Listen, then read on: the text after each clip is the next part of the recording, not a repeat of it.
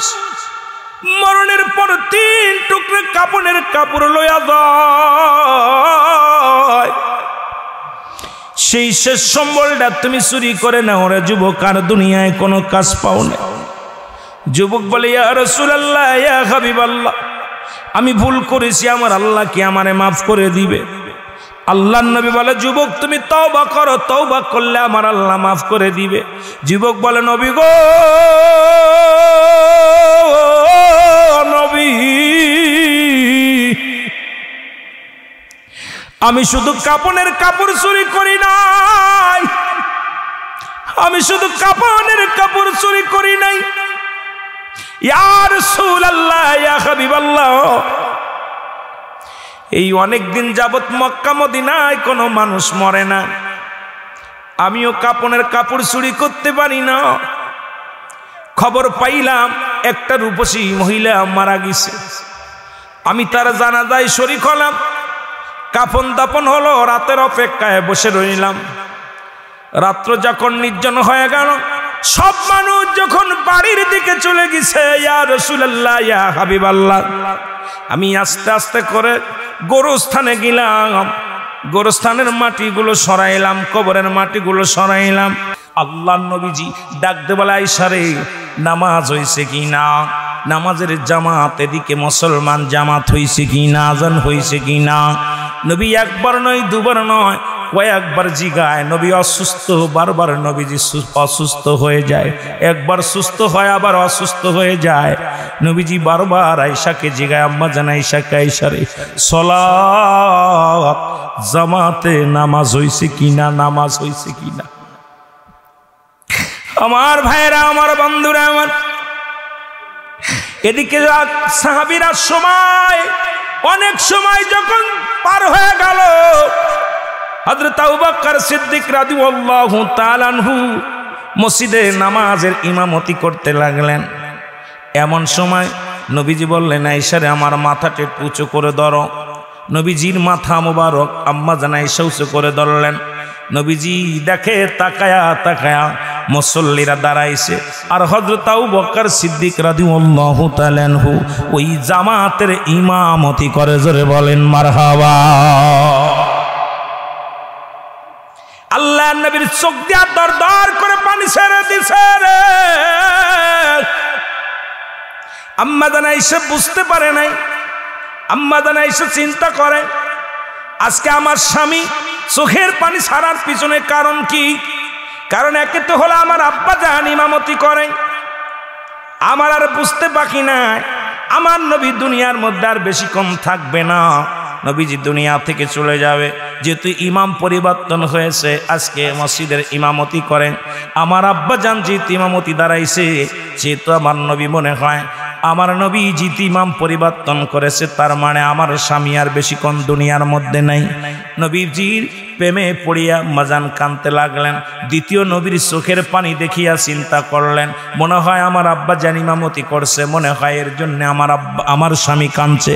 আমার নবীকে জিগায় আম্মা জান আয়েশা সিদ্দিকা জিগায়, ইয়া রাসূলুল্লাহ, ইয়া হাবিবাল্লাহ, আপনার কেন চোখে পানি? বলে, আয়েশা রে, এটা আপনি কিসের জন্য কাঁদলেন? বলে, আয়েশা রে শোনো, আজকে আমার দুঃখের কান্না না, আমার আনন্দের কান্না। যে নামাজের জন্য আমি কত আক্রমণ, আমার গায়ের উপরে কত পাথরের আঘাত সহ্য করলাম, কত মার, এমন ওর মা দিন গেছে রক্তে আমার জুতা জোড়া পর্যন্ত লাল হয়ে গেছে। তুমি আমার গায়ের মধ্যে যতগুলো দাগ দেখেছিলে আয়েশা, একদিন জিগাইছিলে আয়েশা, আয়েশা রে, তুমি একদিন জিগাইছিলে স্বামী রে, আপনার গায়ের মধ্যে এত দাগ কিসের? আপনার ছোটবেলা কি বসন্ত রোগ হয়েছিল? তখন আমি বলেছিলাম, আয়েশা রে, তুমি কি জানো না তোমার নবী রাহমাতুল লিল আলামিনের গায়ের মধ্যে কোনো মশা মাছি লাগে না। ওই পাথরের আঘাতগুলো আমি ইসলামের দাওয়াত দেওয়ার জন্যে, কালেমার দাওয়াত দেওয়ার জন্যে, নামাজের দাওয়াত দেওয়ার জন্যে, ওই কাফের কিন্তু আকৃত হইয়া কাফেরদের আঘাতের চিহ্ন রে আয়েশা তুমি দেখো নাই, এই চিহ্নগুলো আমার গায়ের মধ্যে ছিল, পাথরের আঘাতগুলো ছিল শুধু সত্য কালেমার দাওয়াত দেওয়ার জন্য, নামাজের জন্য, ইসলামের জন্য রে ফাতিমা আয়েশা। সুতরাং আমি আজকে আনন্দের কান্না কান্দি, আমি নিজ চোখে দেখে গেলাম, আমি যাবার আগে আমি নিজ চোখে দেখে গেলাম আমার সাহাবীরা, আমার উম্মতিরা জামাতের সঙ্গে সালাত আদায় করে। জোরে জোরে চিল্লায় বলো মারহাবা। এ মুসলমান, আমি কয়েকটা কথা বলে যাই। নবী বললেন শুধু নবীর কথাগুলো শোনা নাও, তারপরে আমি আলোচনায় যদি সময় পায় যাব। কয়েকটা গল্প আগে করে নি রে মুসলমান। নবী বললেন, সাহাবীরা রে, আমি নবী কথা দিলাম তোমরা যদি দুইটা জিনিস হেফাজত করতে পারো, আমার কাছে জামিনদার হতে পারো, আমি নবী তাদেরকেও হাত ধরে জান্নাতে নিয়ে যাব। এখন রাসূলুল্লাহর সঙ্গে কে কে জান্নাতে যেতে চান একটু হাতখানা তুলে দেখান। আমার বাবারা মারহাবা বলে। নবী বললেন সেই দুইটা জিনিস হলো, আমি নবীর কথা, আমার নবীর কিছু কথা বলে যায়, কারণ নবী বলতেছেন হায়াতি খায়রুল লাকুম, আমার হায়াতের জিন্দেগিটা উম্মতের জন্য কল্যাণকারক। সুবহানাল্লাহ বলেন না? আবার নবী বলেন ওমামায়াতি খায়রুল লাকুম ওয়াফাতি খায়রুল লাকুম। এই দুইটা বিষয় নিয়ে, এই হাদিসের আলোচনা নিয়ে যদি আলোচনা করি রাত শেষ হয়ে যাবে। নবীজি বলছে উম্মতিরা রে শোনো, এত বিস্তারিত আলোচনা, এত আলোচনা আছে, আলোচনাগুলো দিলের কান্ডা লাগায় শুনতে হবে। শরিয়াতে নবী, তরিকাতে নবী, হাকিকতে নবী, মারেফাতে নবী, জীবন দশায় সব জায়গায় নবী। নবী কি কয়? উম্মতিরা শুনে নাও, আমি নবী দুনিয়ার মধ্যে আগমন করেছি, এটা আমার উম্মতের জন্য কল্যাণ স্বরূপ গো। কারণ আমি আমার উম্মতের সঙ্গে কথাবার্তা বলেছি, আমি আমার উম্মতের সঙ্গে চলাফেরা করেছি, আমি আমার উম্মতের সঙ্গে সংসার যেমন করে আমি নবী এমনি করেছি। এই জন্য আমার দেশের কিছু ভাইয়েরা তারা বলে নবী আমগার মতো মানুষ। কথা কন ঠিক কিনা? হায়াতি খায়রুল লাকুম, নবীর হায়াতের জিন্দেগিটা উম্মতের জন্য কল্যাণ স্বরূপ। সুবহানাল্লাহ বলেন না? কারণ নবীজি সংসার কেমনে করবে নবী শিখাইছে, বিয়ে শাদী কেমনে করবে নবী শিখাইছে, শরিয়াত কেমনে নবী শিখাইছে, মারেফাত কেমনে নবী শিখাইছে, আগুন পানি মাটি বাতাস নামাজ রোজা হজ যাকাত শরিয়াত তরিকত হাকিকত মারেফাত সব জায়গায় নবী। নবীজি বলতেছেন আমি নবী দুনিয়ার মধ্যে আগমন করেছি, এটা আমার উম্মতের জন্য কল্যাণকারক। এই জন্য কল্যাণকারক যে আমি নবী কথাবার্তা বলেছি, চলাফেরা করেছি, কি লাগবে সব দিকই, শরিয়াতের দিক তরিকাতের দিক সব দিকেই আমি নবী। জোরে বলেন না মারহাবা? আর একটু জোরে বলেন না মারহাবা? সব জায়গায় নবীর দিক, নবী নবী ছাড়া কোনো পথ নাই। আবার অনেকে বলে নবী মরে গেছে, অনেকে বলে না ওফাতি খায়রুল লাকুম, আমার নবীর ওফাত ওমামায়াতি খায়রুল লাকুম, আমার নবীর ওফাতটাও অনেকেই বেঈমানেরা মুনাফিকেরা বলে নবীজি মারা গেছেন, নবীজি দুনিয়া থেকে। নবী বলতেছে শুনে নাও উম্মতিরা, আমি নবী দুনিয়া থেকে বিদায় হয়ে গেছি, এটা আমার উম্মতের জন্য কল্যাণ স্বরূপ। সুবহানাল্লাহ বলেন না? আর একটু জোরে বলেন না? এখন নবী যারা মারা গেছে মনে করে, এই সমস্ত বুকার দলেরা এরা বসবে কেমনে করে। আমি ওদিকে যাব আস্তে আস্তে, আমার আলোচনাটা যেহেতু আমি একটু গল্পের মধ্যে আসি, যে কথাগুলো বুঝাইয়া তারপরে আমি আলোচনায় আসি আস্তে আস্তে করে। আমার বাবারা, নবীজি, আমার নবীজি বলতে উম্মতিরা রে, যখন কোনো উম্মাত পৃথিবীর মধ্যে কোনো ভালো কর্ম করে, আমি নবী সঙ্গে সঙ্গে আল্লাহর দরবারে প্রশংসা করি উম্মাতের হইয়া। কি করি? জোরে বলেন না কি করি? যে আল্লাহ অমক গ্রামে ওই বালাকোটের জমিনে অমক ব্যক্তি, আল্লাহ ওই অমক ব্যক্তি কি করেছে, 2 রাকাত নফল নামাজ পড়েছে। আল্লাহ এই মাকসুদুর রহমান ভুইয়া সাহেব উনি 5 ওয়াক্ত সালাত আদায় করেছে। আল্লাহ দয়া করে মায়া করে আল্লাহ ওই ফজলুল হক সাহেব এর ভালো একটা কাজ করেছে। আল্লাহ আমি ওর জন্য আল্লাহ তোমার দরবারে প্রশংসা করি।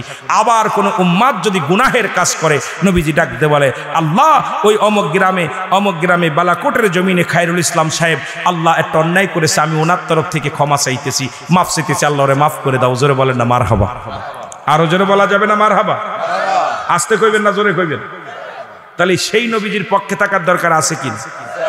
যে নবী দুনিয়া থেকে বিদায় নিছে আপনার আমার জন্য, দুনিয়ায় আসছে আপনার আমার জন্য, মারহাবা বলা যাবে না? এই নবীর পক্ষে থাকার দরকার আছে না? জোরে বলেন আছে না? আমার ভাইয়েরা, আমার বন্ধুরা, আমার যে কথা বলতেছিলাম, নবীজি বলেন সেই 2টা জিনিস হলো, একটা হলো 2 গালের মধ্যবস্তু, সুবহানাল্লাহ বলেন না।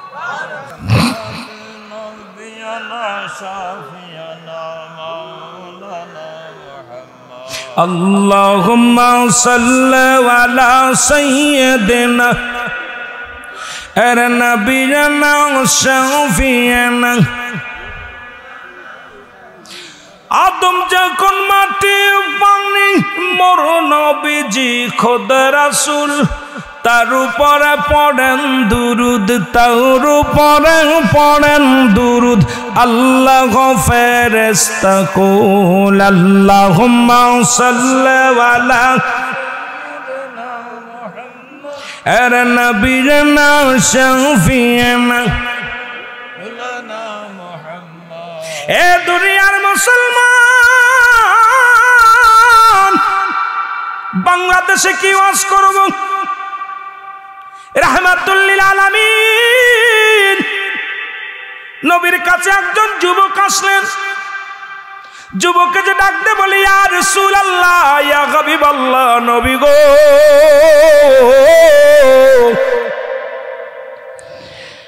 আমাকে একটু তওবা করা দেন মায়ার নবী, আমাকে যেন আমার আল্লাহ মাফ করে দেয়। নবীজি বললেন, যুবক রে, তুমি খাস তওবা করো, এই দুনিয়ার মধ্যে তওবা করো। যুবক বলে, নবী গো,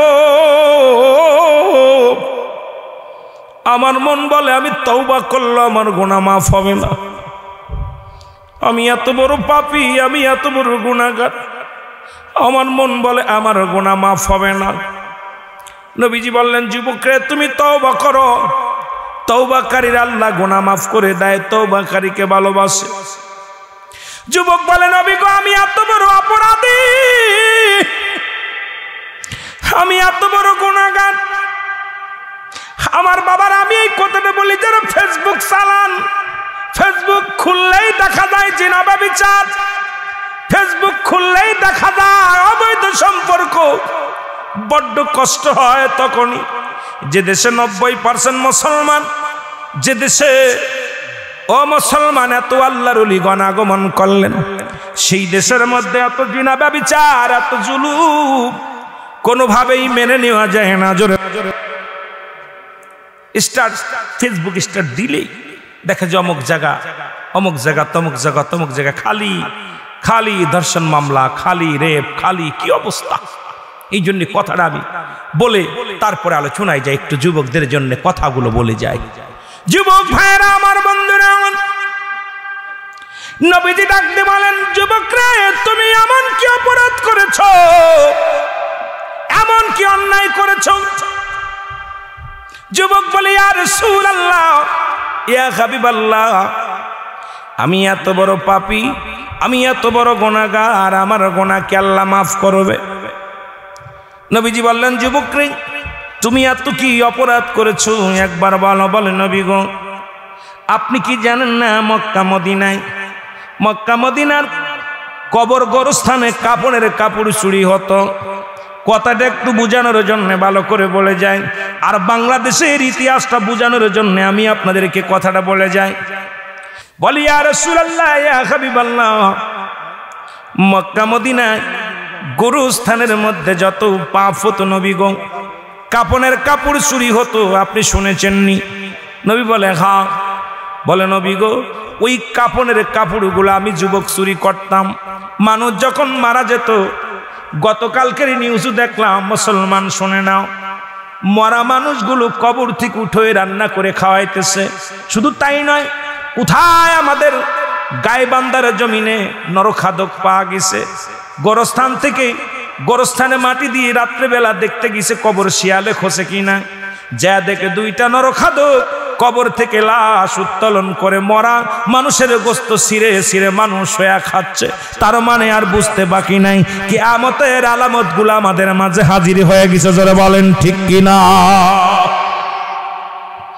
আমার ভাইরা, আমার বন্ধুরা, আল্লাহর নবী বললেন, যুবকরে, তুমি কার কোনো কাজ পাও নাই? একটা মানুষ মরণের পর 3 টুকরো কাপড়ের কাপড় লইয়া যায়, সেই শেষ সম্বলটা তুমি চুরি করে নাও রে যুবক, আর দুনিয়ায় কোনো কাজ পাও না। যুবক বলে, ইয়া রাসূলুল্লাহ, ইয়া হাবিবাল্লাহ, আমি ভুল করেছি, আমার আল্লাহ কি আমারে মাফ করে দিবে? আল্লাহর নবী বলে, যুবক তুমি তওবা করো, তওবা করলে আমার আল্লাহ মাফ করে দিবে। যুবক বলে, নবী গো নবী, আমি শুধু কাপনের কাপড় চুরি করি নাই, আমি শুধু কাপনের কাপড় চুরি করি নাই। ইয়া রাসূলুল্লাহ, ইয়া হাবিবাল্লাহ, এই অনেক দিন যাবত মক্কা মদিনায় কোনো মানুষ মরে না, আমিও কাপনের কাপড় চুরি করতে পারি না। খবর পাইলাম একটা রূপসী মহিলা মারা গেছে, আমি তার জানাজায় শরীক হলাম, কাফন দাপন হলো, রাতের অপেক্ষায় বসে রইলাম। রাত্র যখন নির্জন হয়ে গেল, সব মানুষ যখন বাড়ির দিকে চলে গেছে, ইয়া রাসূলুল্লাহ, ইয়া হাবিবাল্লাহ, আমি আস্তে আস্তে করে গোরস্থানে গেলাম, গোরস্থানের মাটিগুলো সরাইলাম, কবরের মাটিগুলো সরাইলাম, আর গোলাম হয়ে গেলাম। এবার 2 রাকাত সুন্নাত নামাজ তুমি আদায় করলা, সঙ্গে সঙ্গে তুমি আমার নবীর প্রেমিক হয়ে গেলা। এখন রাতের মধ্যে যদি মৃত্যু হয়, তোমার মৃত্যুটা হবে আমার রাসূলের প্রেমিক, আল্লাহর গোলাম। ও গোলামেরা শুনে নাও, তোমার এই দেহখানা তখন অনেক দাম, এই বডির বড় দাম, আল্লাহওয়ালা বডির বড় দাম, রাসূল আল্লাহর বডি বড় দাম, এই রাসূল আল্লাহর রূহটার বড় দাম, আপনার এই যৌবনটার বড় দাম, ইজ্জতের বড় দাম। এই দাম বাড়াইতে হলে আল্লাহর বিধান, রাসূলের সুন্নাত তরিকায় চলা লাগবে। জোরে বলেন ঠিক কিনা? মুসলমান, আমি যে কথা বলতেছিলাম ওদিকে চলে যাই। এ রাসূলের এক সাহাবী নাম হলো আব্দুল্লাহ আনসারী। নাম কি? আব্দুল্লাহ আনসারী। আব্দুল্লাহ আনসারী, উনি একদরি বাড়ি গেলেন, বাড়ি যা বিবি ডাকতে বলে, স্বামী রে তোমার এত দেরি হলো কেন? সালাত আদায় করে প্রতিদিন তো আগে আগে বাড়ি চলে আসেন, আজকে কেন এত দেরি হলো? ডাক দে কয়, বিবি রে আমি রাসূলুল্লাহর কাছে ছিলাম, আমার নবী ওয়াজ করছে, আমার নবী ওয়াজ করছে, যে ব্যক্তি 5 ওয়াক্ত সালাত জামাতের সঙ্গে সময় মতো আদায় করতে পারবে, আমি নবী তার হাত ধরে জান্নাতে নিয়ে যাব। বিবি ডাকতে বলে, স্বামী রে জীবনে আপনার কাছে কিচ্ছু চাই না, বাড়ি চাই না, গাড়ি চাই না, জীবনে কিচ্ছু চাই না। স্বামীর জীবনে দামি কাপড় চাই না, দামি পোশাক চাই না, দামি খাবার চাই না, আপনি আমাকে একটু সুযোগ করে দিবেন, আমিও যেন 5 ওয়াক্ত নামাজ সময় মতো আদায় করতে পারি। আপনি ইয়াউমুল কিয়ামতের ময়দানে রাসূলুল্লাহর হাত ধরে জান্নাতে যাবেন, আমিও যেন আপনার সাথে রাসূলের সঙ্গে জান্নাতে যেতে পারি। জোরে জোরে বলেন মারহাবা। একদিন নয়, 2 দিন নয়, নবীজি নামাজ আদায় করে, সালাত আদায় করে, ইমাম হলো নবী, সালাম ফিরা, আসসালামু আলাইকুম রাহমাতুল্লাহ, আসসালামু আলাইকুম রাহমাতুল্লাহ, সালাম ফিরা নবী ডাকে, আব্দুল্লাহ আনসারী নাই। নবীজি বলেন, আমার আব্দুল্লাহ আনসারী আজ কদিন দেখি নামাজে ঠিকই আসে, কিন্তু সালাম ফিরায়, সালাম ফিরা তাকে দেখতে পাই না। সাহাবীরা বলে, ইয়া রাসূলুল্লাহ, ইয়া হাবিবাল্লাহ, আপনার আনসারী নিশ্চিত কোন দুনিয়ার প্রেমে পড়ে গেছে, দুনিয়ার কোন ঝামেলার মধ্যে আছে। নবী কয়, না, আমি নিজে খবর নিব, আনসারীর খবর নিব। রহমতের নবী চলে গেলেন আনসারীর বাড়িতে, সালাম দিলেন, আসসালামু আলাইকুম আহলাল বাইত, আসসালামু আলাইকুম আহলাল বাইত, আসসালামু আলাইকুম আহলাল বাইত। 1 বার নয়, 2 বার নয়, 3 বার নবী সালাম দিলেন। 3 বারের একবারও সালামের জবাব আসলেন না। নবীজি সালামের উত্তর না পাইয়া মায়ার নবীজি গুসা হয়ে ফিরে আসলেন। পিছন থেকে আব্দুল্লাহ আনসারী সালামের জবাব দিচ্ছে, ওয়ালাইকুম আসসালাম ইয়া রাসূলুল্লাহ, ওয়ালাইকুম আসসালাম ইয়া হাবিবাল্লাহ, ওয়ালাইকুম আসসালাম ইয়া রাহমাতাল লিল আলামিন। জোরে জোরে বলেন মারহাবা। আল্লাহর নবী বলে, আনসারী রে,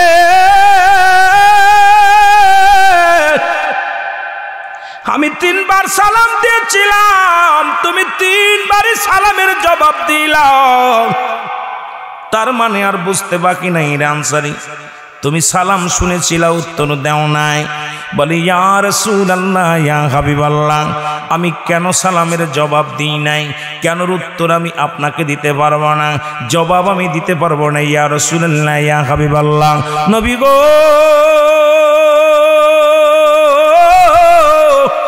যদি দয়া করে একটু আমার বাড়ি যাইতেন, তাহলে আমি কেন সালামের জবাব দিইনি বলতে পারতাম। নবীজি বলেন চলো আনসারী চলো। নবীজি আনসারীর সঙ্গে চললেন, বাড়িতে চলে গেলেন। বাড়ি যা যখন দরজা খুলে দিলেন, দরজা খোলার সঙ্গে সঙ্গে দেখতে পাইলেন ঘরের মধ্যে বিশাল একটা গর্ত খোঁড়া। নবী বললেন আনসারী রে, তোমার ঘরের মধ্যে এত বড় গর্ত খোঁড়া কেন? বলি ইয়া রাসূলুল্লাহ, ইয়া হাবিবাল্লাহ, আপনি যখন আমাকে সালাম দিয়েছিলেন, আমার নবী বলে আনসারী তুমি কি শোনাইতে চাও বলো। আনসারী বলে ইয়া রাসূলুল্লাহ, ইয়া হাবিবাল্লাহ, মায়ার নবী,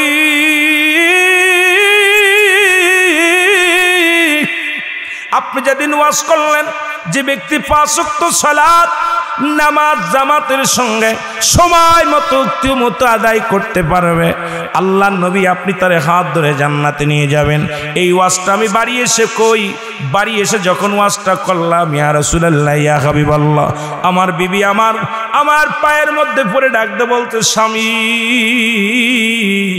আপনি আমাকে একটু সুযোগ দিবেন, আমিও যেন 5 ওয়াক্ত সালাত আদায় করতে পারি, আমি যেন আপনার সঙ্গে রাসূলুল্লাহর সঙ্গে জান্নাতে যেতে পারি। আপনি আমাকে একটু সময় দিবেন, আপনি একটু সুযোগ দিবেন, আমিও যেন 5 ওয়াক্ত সালাত সময় মতো ওক্ত মতো আদায় করতে পারি।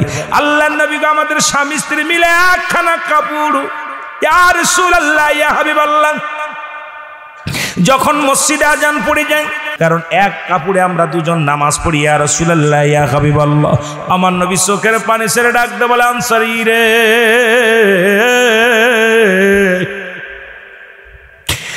আনসারী রে, তুমি এক কাপড়ে দুজন নামাজ আদায় করেছো, আমি নবী কথা দিলাম, আমি নবী ওয়াদা করলাম, ইয়াউমাল কিয়ামতের ময়দানে আমি নবী তোমাদের দুজনকে হাত ধরে জান্নাতে নিয়ে যাব।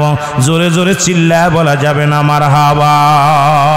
যখন কবর থেকে উঠতেছিলাম, একটা আওয়াজ আসলো, ইয়া রাসূলুল্লাহ, ইয়া হাবিবাল্লাহ, ডাকতে বলে যুবক রে, তুমি আমার সঙ্গে অন্যায় করলা, আমি তোমারে বাধা দিতে পারলাম না। যুবক, তোমার একদিন মারা লাগবে, আমি আল্লাহর আদালতে মামলা দিলাম, আমার আল্লাহ যেন কোনোদিন তোমারে ক্ষমা করে না। ইয়া রাসূলুল্লাহ, ইয়া হাবিবাল্লাহ।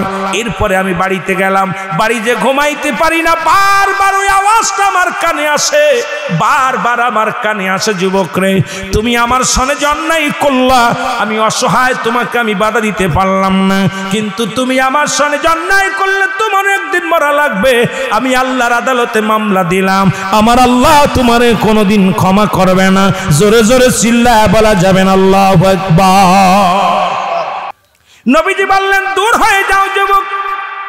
যুবক চলে গেলেন কাঁদতে কাঁদতে, একদিন নয়, দুদিন নয়, 40টা দিন অজার নয়নে কান্দে, চোখের পানি পড়ে পড়ে চোখের দিয়া গা হয়ে যায়।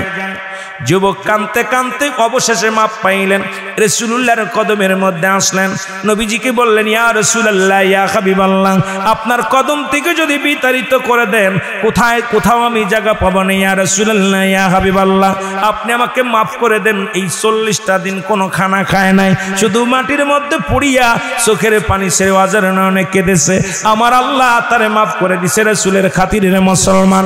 এই জন্য আমি আপনাদেরকে বলি, এখন হাতের মধ্যে জিনা, চোখের মধ্যে জিনা, বাড়ির মধ্যে জিনা, দেশের মধ্যে জিনা, জিনা ব্যভিচারে শুধু জিনা আর জিনা। বাংলার জমিনে যেদিকে তাকাবেন সেদিকেই ঘরের মধ্যে, বাড়ির মধ্যে, বাসার মধ্যে সবখানেই জিনা ব্যভিচারে লিপ্ত হয়ে গেছে।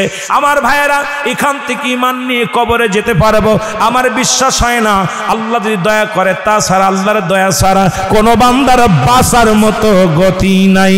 জোরে জোরে চিল্লায় বলেন ঠিক কিনা? একটু মহব্বতের সঙ্গে দুরূদ শরীফ পড়েন আল্লাহুম্মা।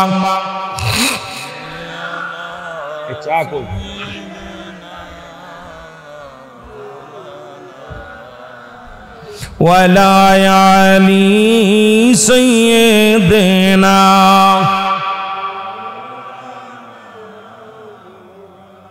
এ আমার ভাইরা, আমার বন্ধুরা, আমার আর একটু জিকির করেন লা ইলাহা।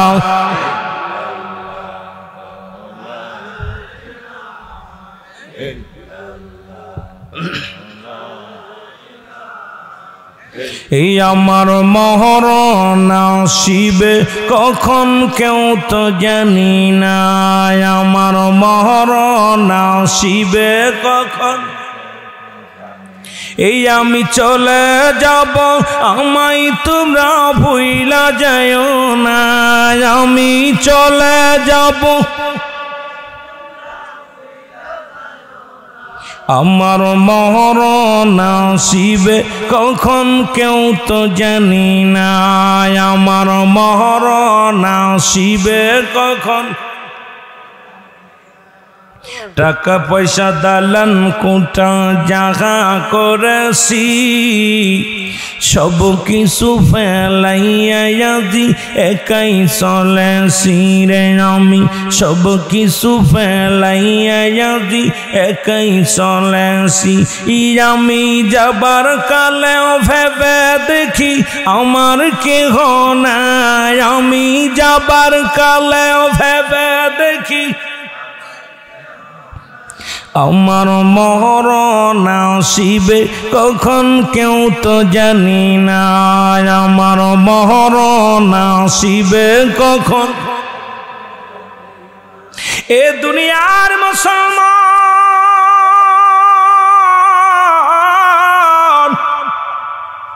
আমি শুরুর দিকের কথাগুলো বলে যাই।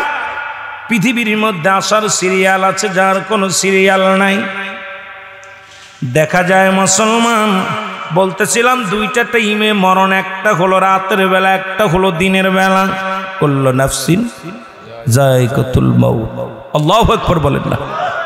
প্রতিটা প্রাণেরই মৃত্যু স্বাদ গ্রহণ করতে হবে। এই জন্য বাবা, এটা অস্বীকার করার মতো কোনো ক্ষমতা নাই। এ মুসলমান, দেখা যায় পৃথিবীর মধ্যে আসার একটা সিরিয়াল আছে, যার কোনো সিরিয়াল নাই। বাবারে, দেখা যায় দাদা জিন্দা, নাতি নাই। মুসলমান, বাবা জিন্দা, সন্তান নাই। সন্তানের লাশ বাবার কাঁধে, বাবার লাশ সন্তানের কাঁধে, দাদার লাশ নাতির কাঁধে। নবীজি ইন্তেকালের আগেও দেখে গেছে সাহাবীরা জামাতে সালাত আদায় করে। আর আজকে আমাদের মুসল্লিদের অবস্থা, রমজান মাস আসলে 15 দিন মোটামুটি 10-12 দিন মুসল্লি একটু বাড়ে, 10 দিন মোটামুটি বাড়ে, এরপরে কমে যায়, আবার শেষের 5 দিন মোটামুটি একটু দেখা যায়। জোরে কোন ঠিক কিনা? আহারে নামাজ সালাত, আজকে তাহলে নামাজ অস্বীকার করার মতো কোনো ক্ষমতা কারুর নাই। নামাজ পড়তে হবে, জোরে বলেন ঠিক কিনা? সমস্ত খারাপ কাজ থেকে বাঁচায় নামাজে। এই নামাজের যত্নবান হতে হবে। যে কথাটা আমার ভাই বলতেছিল যে শেষ জীবনে নবীজি ইন্তেকালের আগের সোমবারের কথা বলতেছিল, যে ওয়াজটা আমি আমার কানে শুনেছিলাম, ঠিক একইভাবে নবীজি জামাতের জন্য এত গুরুত্ব দিয়ে গেছে, এত কষ্ট করে গেছে নামাজ সালাতের জন্য। আমরা কি সেই নামাজ আদায় করতে চাই কি চাই না? জোরে বলেন, চাই কি চাই না? নারায়ে তাকবীর, নারায়ে রিসালাত, নারায়ে রিসালাত, নারায়ে গাউসিয়া। মোহব্বতের সঙ্গে দুরূদ শরীফ পড়েন। আল্লাহুম্মা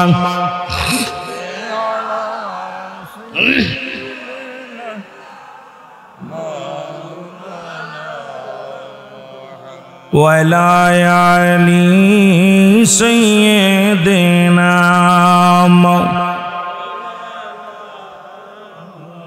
ওরে জান্নাতেরি বিশা দিবেন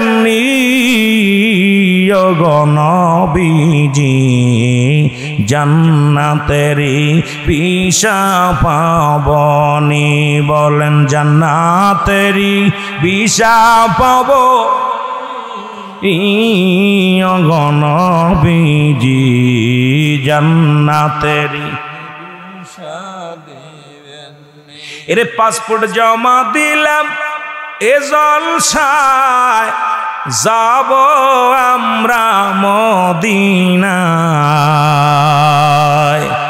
পাসপোর্ট জমা দিলাম এই জলসায় যাব আমরা মদিনায়, দয়া করে দিদার পাবনি ওগো নবীজি জান্নাতেরি।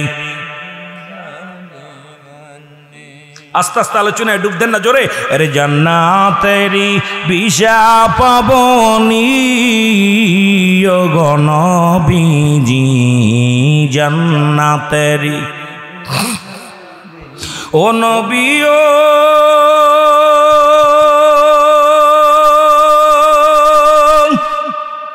গরিব আমি গুনাহগার, কাঁদি তাই তো বারংবার, দেখা কি একবার পাবনি।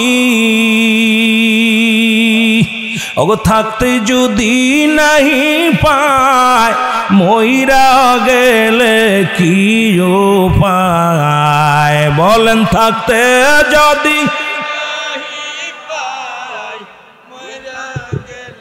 কি উপায়, দিদারে গোলামে সাই শুধু ও নবীজি জান্নাতেরি বিষা দিবেননি, বলেন জান্নাতেরি বিষা পাবো নি গো নবীজি জান্নাত। এ দুনিয়ার মুসলমান,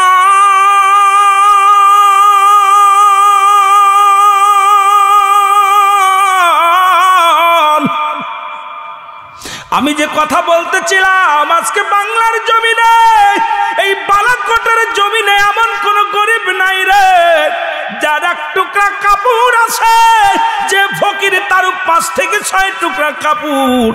এখন নামাজ কেমনে বাদ দিবা বুঝি আসে না। এত নামাজের ওয়াজ করে লাভ কি? আগে শুনে নাও, নবীর সাহাবীরা যদি এক কাপড়ে নামাজ আদায় করতে পারে স্বামী স্ত্রী, এখন আমাদের মধ্যে যে ব্যক্তি সব চাইতে গরিব, তার 2-3টা টুকরা কাপড় আছে রে মুসলমান। এই জন্য কোনো সাবাল্যক কোনো সাবাল্লিকার জন্য কোনো মাপ নাই নামাজে। নামাজ তুমি দাঁড়ায়া পড়তে পারো না, বয়া পড়ো, বয়া পড়তে পারো না, শুয়া পড়ো, শুয়া পড়তে পারো না, তুমি ইশারায় পড়ো, তবু নামাজে কোনো ছাড় নাই। মেয়েদের জন্য ছাড় আছে, আল্লাহ তাআলা তাদের জন্য 3 দিন 7 দিন পর্যন্ত তাদের ছাড় দিয়েছে রে মুসলমান। এর চাইতে 2-4 দিন বেশিও হতে পারে রে মুসলমান। কিন্তু পুরুষের কোনো মাপ নাই। তুমি সফরে গেছো 4 জায়গা 2 পড়ো, তবু তো নামাজ তোমার আদায় করো, ফরজটা তুমি আদায় করো। এখন আল্লাহর বিধান না মানিয়া যদি দুনিয়া থেকে চলে যাও, যে কথা আমার বক্তা বলতেছিলেন ওই কথাটা আমি বলে যাই, রহমতের নবী শেষ সময় আসরের নামাজ হবে গো। আল্লাহর নবী আম্মা জান আয়েশা সিদ্দিকার উরুতের পর মাথা দিয়ে শুয়ে আছে। এই কথাটা বলতে যায় আমি হঠাৎ করে চলে আসছি রে মুসলমান।